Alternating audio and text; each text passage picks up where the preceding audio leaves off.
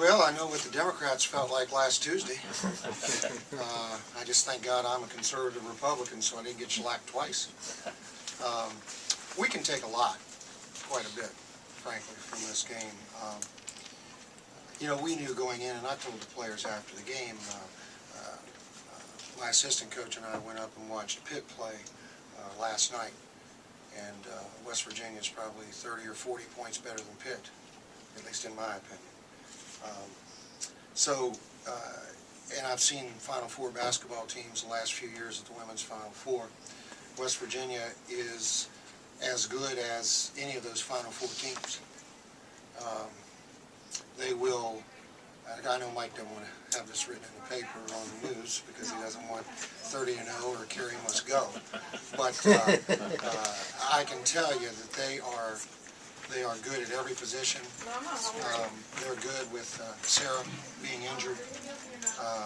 She's awfully good.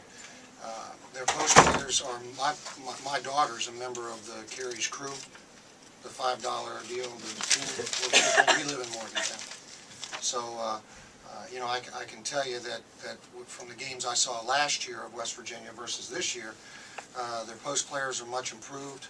They can score now in the post that they could not score as much last year. I think Liz is playing at an exceptional level, as you would expect, but she's still playing at that level. And they're awfully good. But for us, you know, we had some kids do some things in the second half that resembled what we're trying to do. You may not know it, but we've averaged 20 wins a season for the last 10 years. We've won championships. We're not used to getting pounded. So our kids probably didn't take it real well because they're not used to it. And, you know, sometimes you'll go to a game and you'll see a coach up there just coaching the living crud out of it in a 30 or 40 point loss, and you'll think to yourself, man, that guy's really getting into it. Well, you start looking and the guy's lost like 20 games for the last 5 years in a row, so they're real used to it. We're not. We're not. So it's not an easy thing for us to be over there, even though it's an exhibition game, and even though our record is 0-0. You know, so, but there are a lot of things for us to take from it. One is the experience. One is the opportunity to play one of the best basketball teams in America. And you know, I'm real proud of my kids. You know, we could have shut down, and we didn't.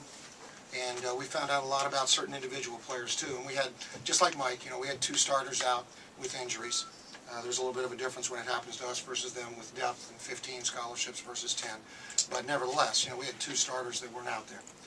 But no excuses. I mean, there's no reason to make an excuse. I just think they're very, very good. Was it hard to tell that was a freshman point guard playing her first game ever in college basketball? Well, you didn't see Caitlin play last year, and she didn't play like a freshman last year. So, you know, Caitlin's one of the best players we've ever had at Fairmont State. Her freshman year was phenomenal.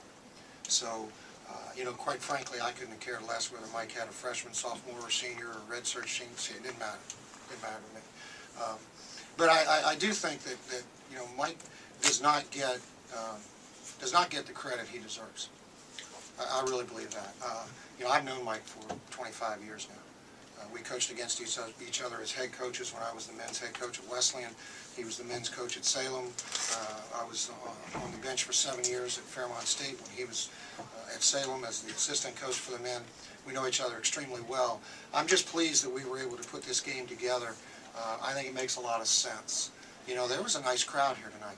I think a whole lot of that had to do with the fact that it was Fairmont and Morgantown. And I think that's a neat thing.